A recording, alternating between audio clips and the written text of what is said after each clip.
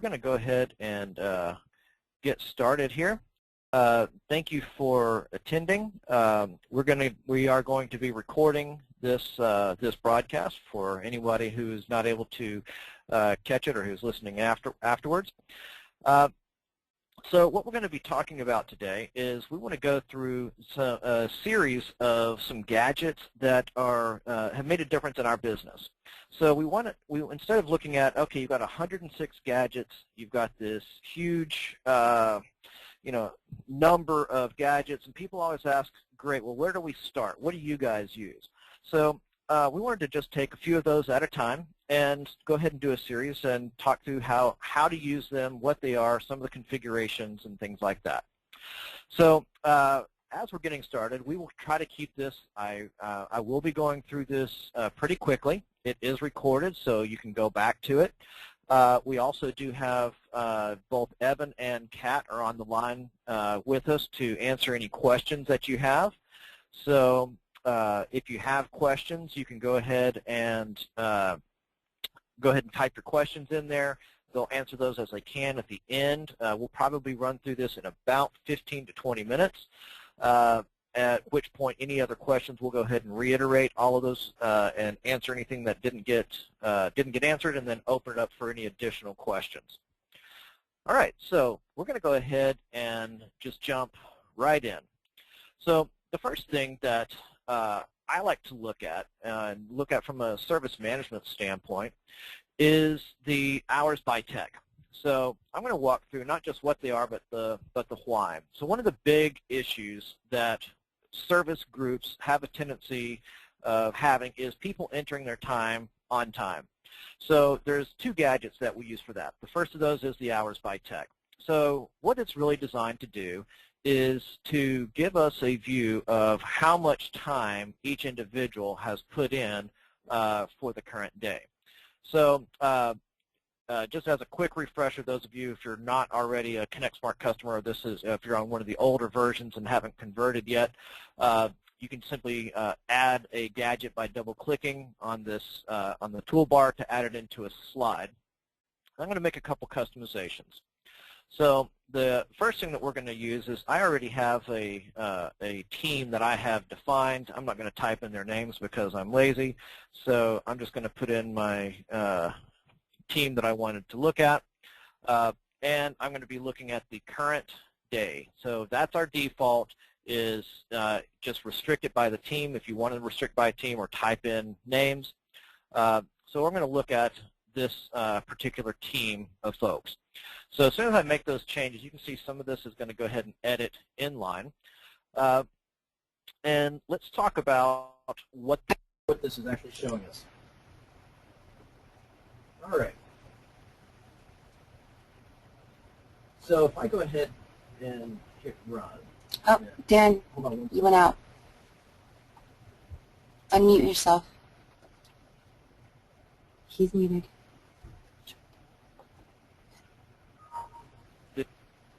All right, can you hear me now?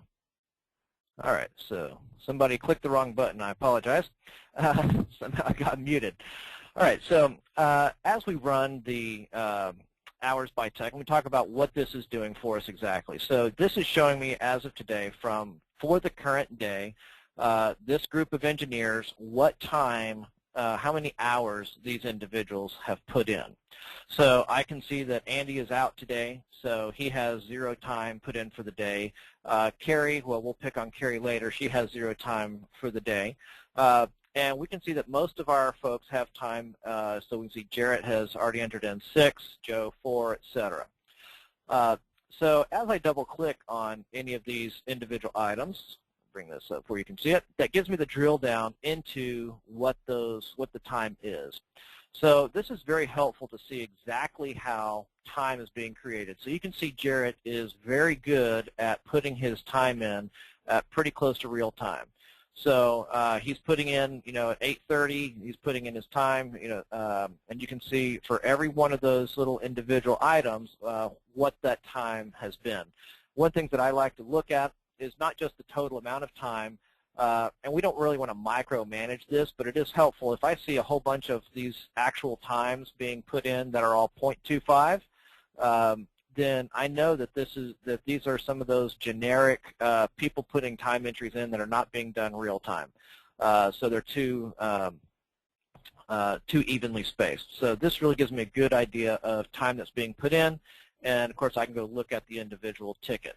So we use this particular gadget for, we don't really track people on the daily basis, but we do have this on all of our screens. So when you walk in the front door, everybody can see, who has time in, how well they are doing at putting their time in, etc.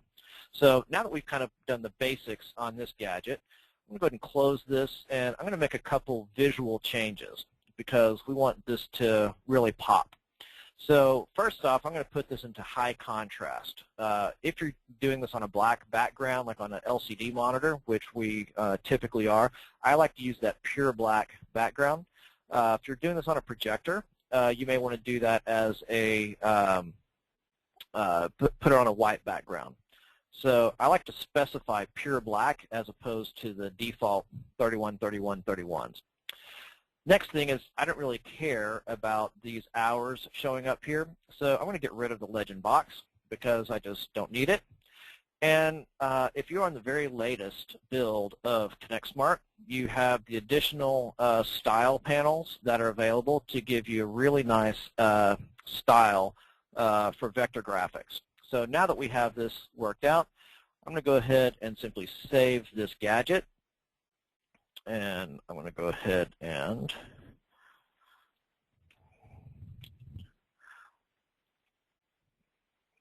put it right in here. So we've got our hours by tech.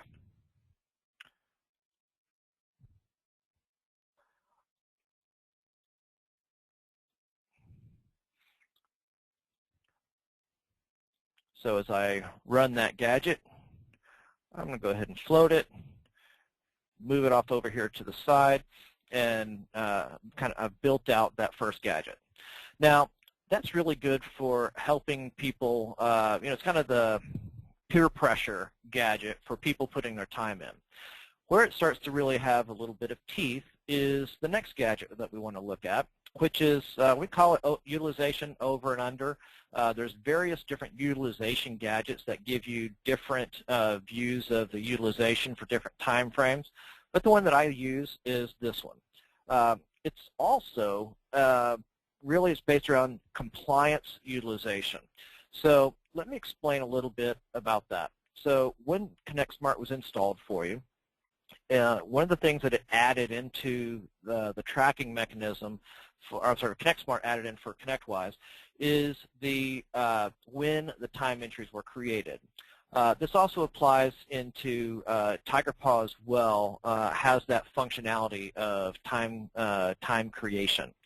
So we want to look at not just when they put their time in. So we can see that Jeff, in this case, has he's got about a half an hour of time tracked, but at the end of the day, how much time does he have tracked? If he catches up at lunchtime, that's one thing. But if he was doing a lot of hourly time and he doesn't put it in until the following day, how accurate is that going to be? So getting that time in, the peer pressure gets there from hours worked by tech today, but now this is going to show us on a week to date when that was put in. So we only track it as compliant if it's tracked within 2 hours of the business day. So if our close of business is 5:30 p.m., then the time entry for time worked through the business day has to be entered by 7:30 p.m.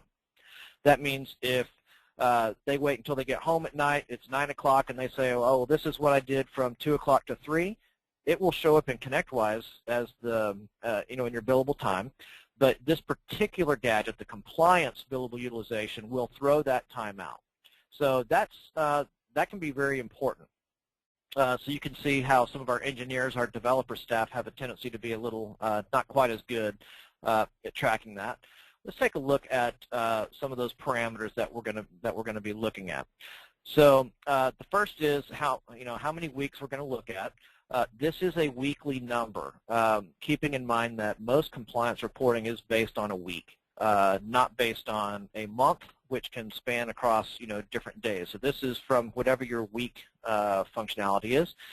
You can go ahead and do your limits by team again, which I'm not going to bother with right now. Location, you can also limit by different locations. I already have a default location that's limiting this particular group of people.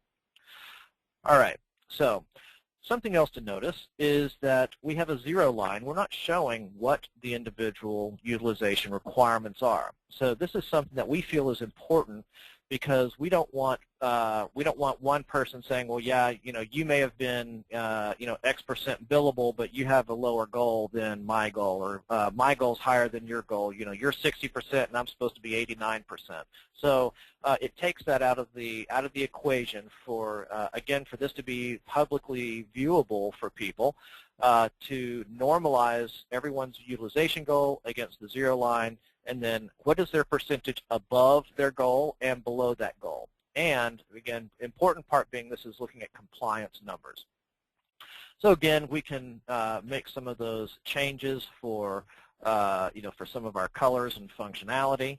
I'm going to go ahead and do the same simple things that I had done here, and I'm just going to go ahead and save this out.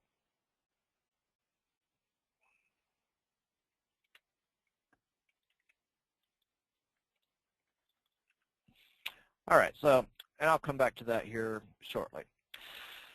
Now, the next set of gadgets that we want to look at ties into the SLAs, and these all tie in together. These 6 gadgets that we're talking about today, because if we have a response time and a resolution time and a Resplan time, if people aren't entering their time real time, then they're not updating the ticket statuses, they're not putting those things in appropriately.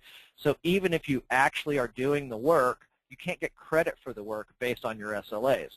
So, and as everybody gets more and more competitive, SLAs are one of those things that are really important. So I'm going to go ahead and start with the response time, and just talk about this for a brief minute. We have a lot of different options that we can do on response time. So we can specify the service boards and some basic things like that.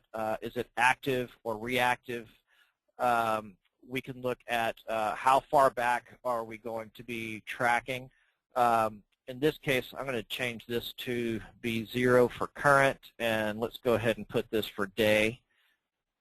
So I'm going to look at the current day. I'm going to skip a couple of these other things.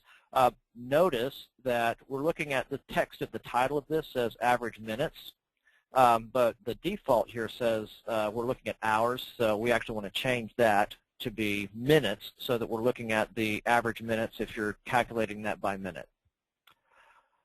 So I'll go ahead and hit finish here. So we can see, wow, I'm actually surprised. We usually have some pretty good response times, but that is definitely better than normal. So our help desk today is responding on average. We have a 4-minute response time. So that's pretty impressive. Now the question comes up as to a lot of people skip response, Resplan time, response, the resolution time. What constitutes the response, Resplan, and resolution?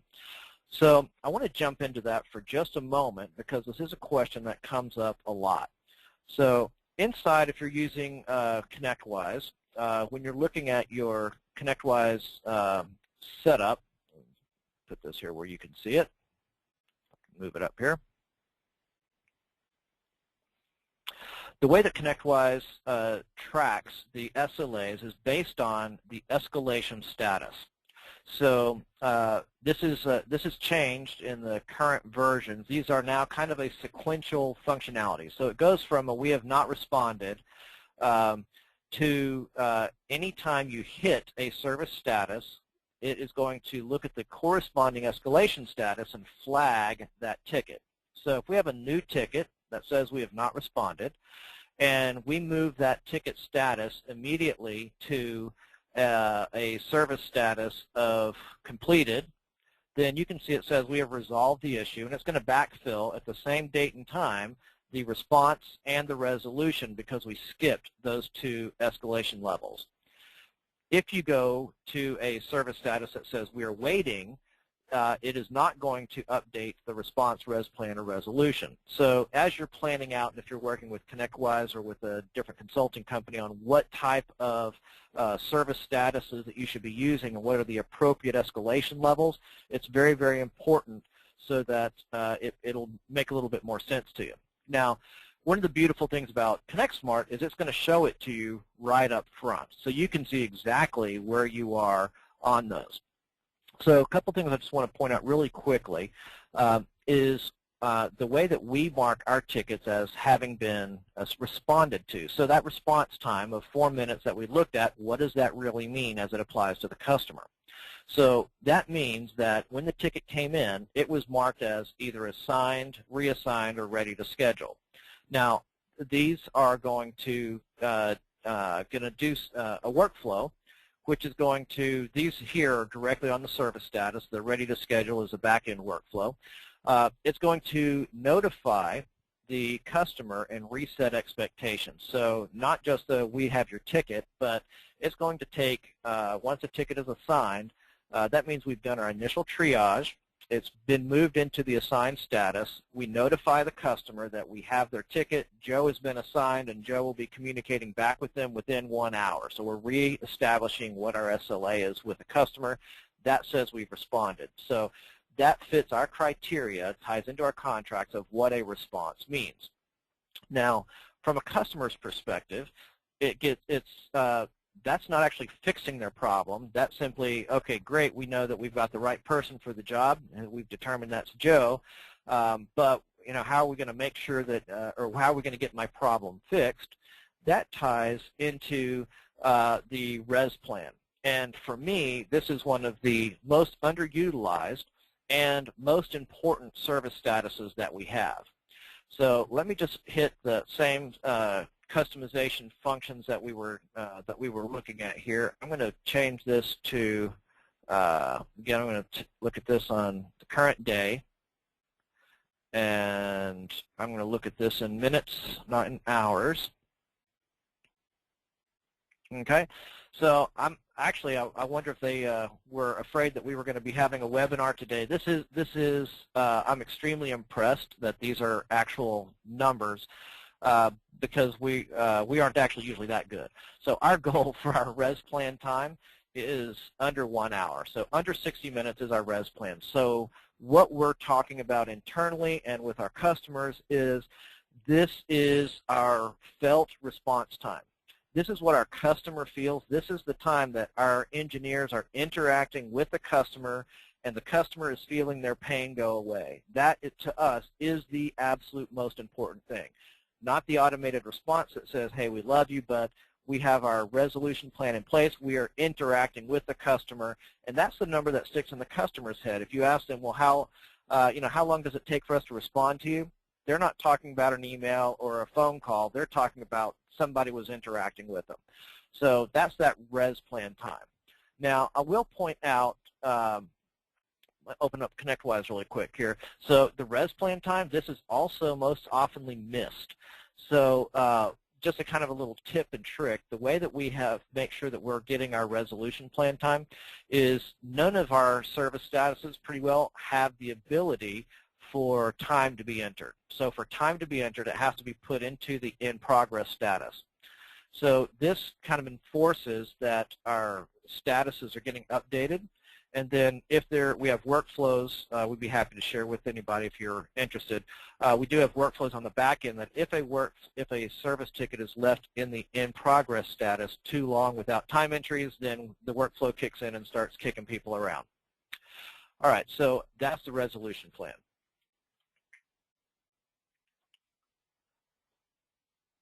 Okay, so one thing I will point out on these gadgets is that when you do the double click on the gadget, it's going to drill down into the gadget so you can see the detail of what made up that ticket. So we can see we had a couple that were not within our what we want to have. We've got some automated, or actually it looks like that was not an automated. We had that was about 2.75 hours, not what we typically want, a little bit over.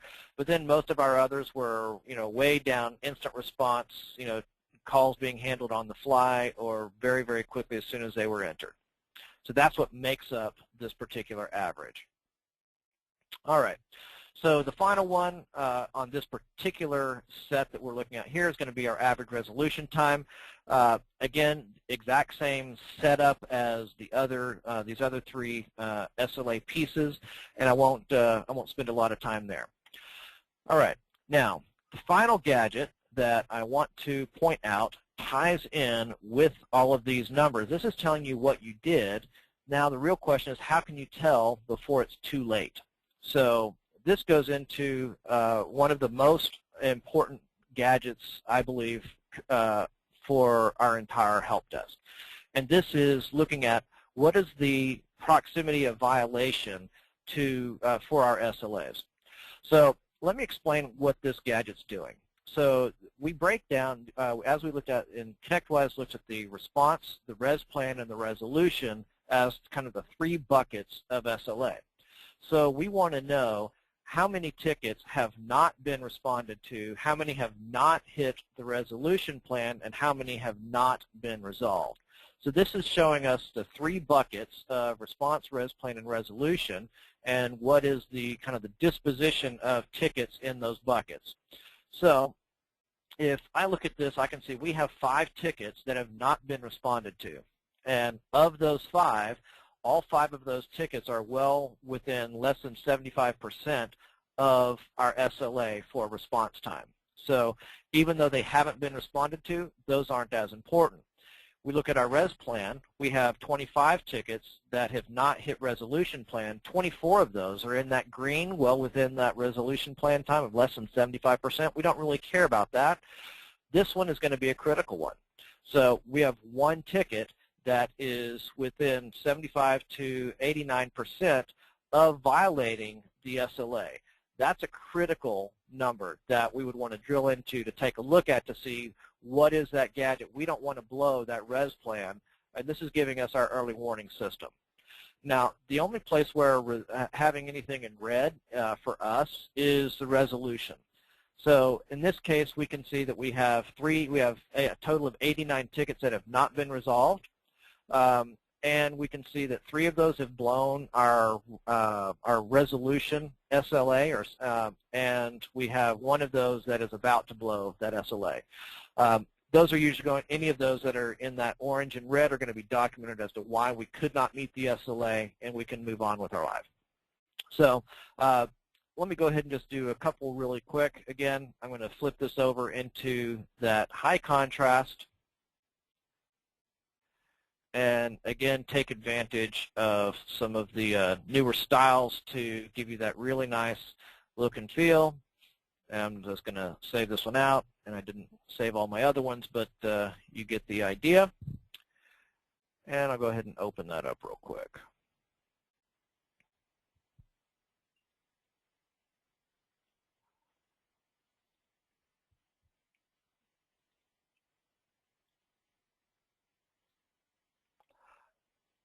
All right.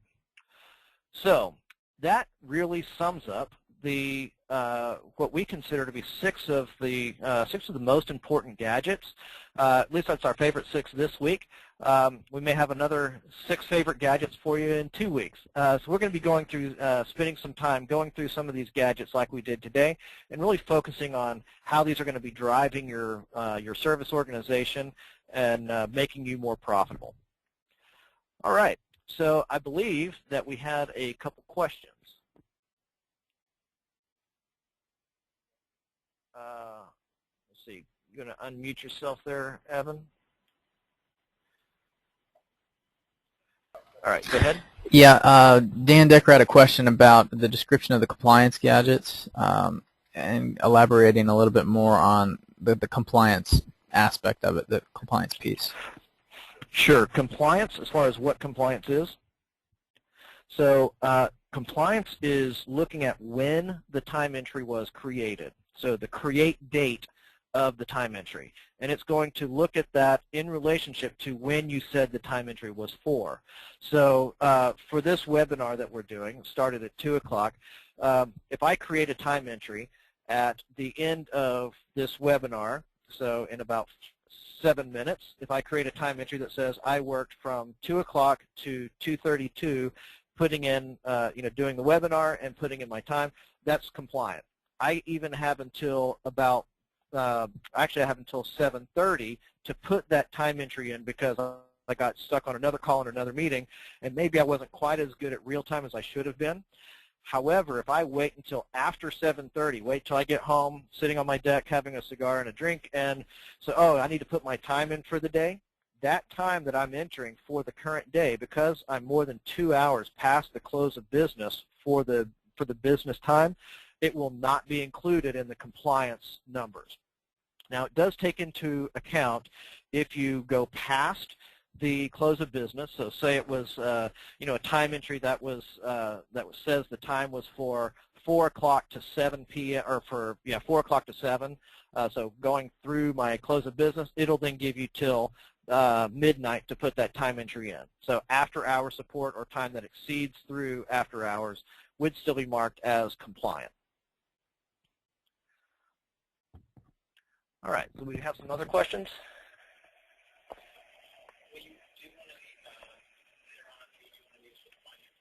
Yeah. And I'm looking for, I am not seeing the questions.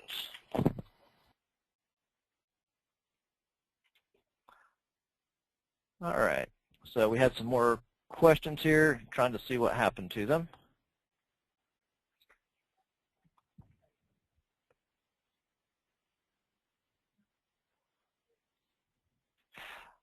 Okay, so there was a question on the team members.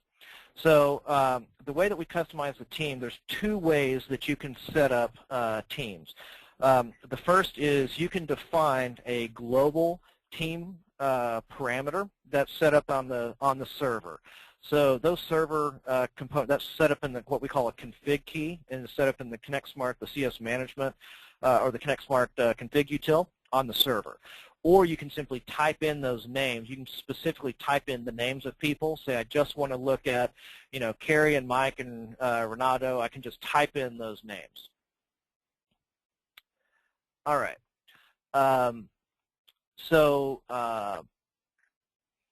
Let's see here. Next question. All right, so we add gadget compliance. Okay, so we have some recommendations on changing some of those.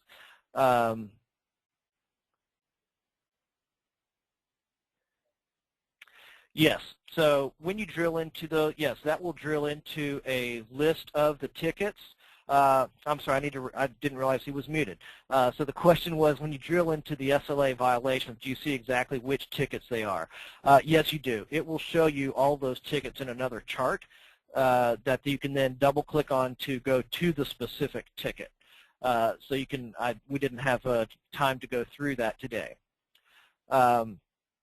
So big question from Dan Decker. Will we be able to put gadgets with conflicting parameters on one dashboard soon? That is our #1 request enhancement that we have, and is something that we're working very, very hard on having a good resolution for. We actually had a development meeting yesterday regarding that. I don't have an ETA on that, but I will let you know it is our #1 item that we have for ConnectSMART development. Good question. What's the best practice for refresh intervals? All of them have are all gadgets specific, or can we choose as we see fit? So there's a couple things. First off, to answer the question, it depends on the kind of gadget, and we like to look. We have set up default refreshes for most of the gadgets. It depends on how often the information is changing. So something like the SLA gadget, if your SLA is by 5 minutes, then you're going to want to have your refresh rate be something in the 1 minute range. I would recommend against any gadget having more or less than a 30-second refresh. and especially when you have information that doesn't change very much, such as what's my billable utilization this week. That doesn't change every 10 minutes. It really doesn't change every 15 or 20 minutes. That really should probably only be updated on maybe once an hour. So a kind of a good rule of thumb is when you launch the gadget, the very first time that you execute the gadget and it's bringing in the data, if it takes, if it instantly pops in, you can have a little lower refresh rate. If it takes, 30, 40 seconds to pull all the data in, you want to minimize how quickly that's being refreshed, and it probably is pulling in a lot of data, so you don't need a whole lot. All right. So I think that covered all of the questions that we had. If we missed anything, there was one other question, a status of waiting. Let me go ahead and hit that really quick. You can specify a waiting status to actually display that in a different color. I didn't actually go through that in this particular case, but I do have some that are here. Let me just show you really quickly. You can say what a specific status. So we have a waiting on customer, waiting on whatever. So if I was to go ahead and enable that and let this refresh, you'll see that I also have these tickets that are in a waiting status. So it's going to put it into a different color where we can see those as a part of our total counts, but they're on a waiting status. All righty. Well, that does conclude. We are at 2:31. So we are going to go ahead and close this out at this point. Anything that we missed, Kat will be following up, and if there's anything that we can do to answer any additional questions or dig any deeper on, we will be posting this to the website. And thank you very much, and look forward to seeing you guys on our next webinar. Thanks, and have a great day.